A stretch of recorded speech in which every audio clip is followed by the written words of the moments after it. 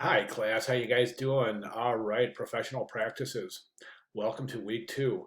This week's topic, legal matters. All right, guys, don't go take off. Don't run away. Don't let me scare you away here. We're going to make this really painless. So give me a few minutes here and let me describe this to you. And it's not as intimidating as it seems. I promise you. I promise you. So anyways, let's get started. I'm just going to go through the class structure real quick for week two.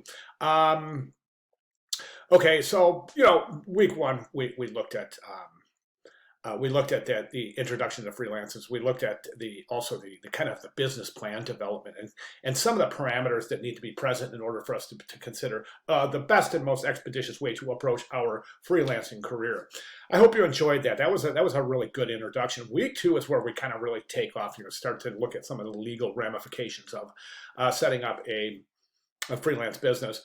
Specifically while you're still a student, as you are, right? So let's go ahead and take a look at week two overview. And right here is the week two overview. Now I'm just going to take one sentence away as kind of the takeaway. Not that the whole overview isn't important, it is, but I just kind of want to take this one sentence as a takeaway. And I have it highlighted here. Yes, you guessed it. Not knowing something isn't excusable and can get you in deep trouble if you aren't careful. So a claim of ignorance is not good in legal matters, as we know. So you need to know this stuff, guys. You really need to know this. Is it difficult? Absolutely not. The hardest part of approaching the legal matters of setting up a freelance business is understanding that it's not that difficult. Honest to gosh, I'm not even kidding. So, all right, so that's our overview. Now let's go ahead and take a look at week two presentation, personal and business and tactics as a student freelancer. So let's go. Where did that go? Brainstorm presentation, personal. Here it is, right here. So let's go ahead and take a look at this. So I'm just going to give you some takeaways on here. So personal name or business name. Listen, guys, listen up. This is really important. Students are always confronted with, what do I do? Do I brand myself and present myself as a specific name, or as my given name? So, for instance, do I want to be Mystic Shadows Design Studio, or do I want to be Michael Maldonado Graphic Design? And I recommend that you brand yourselves based on your name for your business. Again, I recommend you brand yourself based on your name. Let me give you my reasons. And although the class and a lot of the resources are going to give you pros and cons for doing so, hear me out. The reason I think it's so important to brand yourself by name, by your given name, is because it's going to be a better approach for you to market yourself as a student. For example, if you brand yourself by name, you can create a logo easily and memorably, and that logo can consist of a simple monogram. Okay, as long as you're asking your viewers to understand who you are and what you do, you might as well reinforce that branding by giving your name. Do you see what I'm saying? This way, you're not asking people to remember you and brand you by remembering the name of the company, then remembering the name of you as a designer. Let's just give them one thing to keep track of, and that's the name of you as a designer, because that's how I recommend you name your business. Okay, that, and then also as your brand, if you name your business as after your given name, then when it comes time in your student career that you're approaching your portfolio and your branding, especially your personal branding, you might also again consider to brand yourself by your name. This way, your freelance business will coincide in terms of branding with your branded portfolio and your personal branding as a designer in terms of your colors, your fonts, your logo, and your general layout, look and feel. Okay, does that make sense? If anybody has any questions on that, please let me know. It's critically important, guys. All right, taxes as a student freelancer. You're going to get advice here to save 25% to 30% of the income. Your income as a freelancer, save 20 to 25%. I recommend just save 30%. Take all of your proceeds, all of the income, immediately set 30% aside and don't touch it, because that's the money you're going to use to pay your taxes. How and why to use contracts?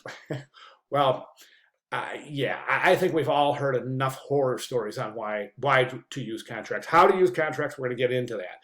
But why use contracts, I think it's obvious. Guys, don't ever ever take on a student or a freelance, any design project without a contract, unless you're working for a family or somebody is a very, very close friend. And even that, you might consider it. Surprising things do happen. So protect yourselves, guys. Okay, let's get rid of that and move on to our next topic. Tax laws. This is our discussion, tax laws, requirements, contract clauses. Let's take a quick look at that. This is asking you just to outline the tax laws requirements. So read through these 2 prompts. Be thorough with your discussion boards, guys. And that's basically it. You got two discussion questions this week. So just be aware as you set your time aside for that. Let's go on to the next topic, which is our assignment. Brainstorming business names, developing where did we go? A working contract. Okay, this is contracts, guys. Now here's the thing, okay? Over in the announcements, I do have a deep dive on contract ramifications, okay? And I'll go through that in a second. But do yourselves a favor. Research contracts as they are related to graphic design freelancers, all right? Being a student doesn't exempt you from paying taxes, guys. So if you're earning income, you're paying on it, okay? I highly recommend that you don't attempt to start a freelance business and do freelance business kind of like on the side, hidden from everything. It typically gets you in a little bit of trouble. So I recommend setting up your freelance business accordingly. So this is basically saying, what we're going to do is we're going to develop a working contract based on 3 minimum things that need to be in your contract are the project scope, payments and fees, and copyrights. Okay, now I'm not going to get into that too much because that's part of your research, guys. You definitely want to research this stuff. It's very, very important. Basically, this isn't just a stab at a contract, guys. This is going to end up being your working contract as a designer. So please take time and care in assembling that. Okay, and that takes us to discussion. That's it, really. So let's go ahead and jump right over to the actual course announcement, which will hold this video. So Legal Matters, where we've been. Last week we looked at the basics of freelancing. Where we're going this week, we're going to look at contracts. Drum roll, please. The all-important topic of contracts. Deeper dive. This is a cool graphic, isn't it? With the divers in this kind of underwater. Note it's shaped like a brain. Isn't that cool? Also, so we've got our deep dive. Now, guys, this has directly relevant with the assignment, okay? So don't skip these, guys, and don't stop here, all right? Do as much research as you need to do in order to feel confident and comfortable assembling your contracts. This week, learning outcomes. Read through them. Week 2 tasks. As every week, I list your tasks and your outcomes as just kind of a way for you to have that right in front of you.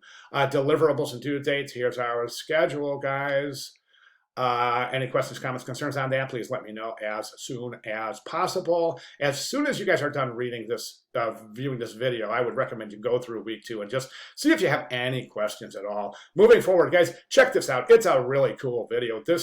The young lady who is in this video is actually really easy to listen to. Very fascinating. She's got a lot of very interesting things to say. Manager. About setting up your kind of graphic design business. And then we'll jump more into this a little bit of a deeper dive next week in setting up shop. So stay tuned for that.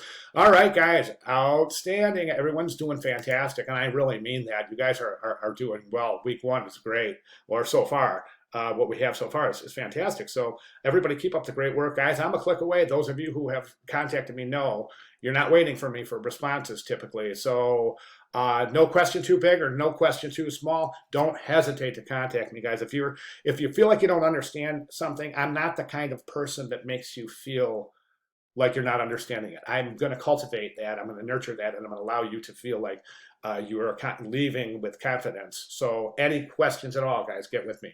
Sound good? All right, excellent. Welcome to Legal Matters in week 2. Thanks, everybody.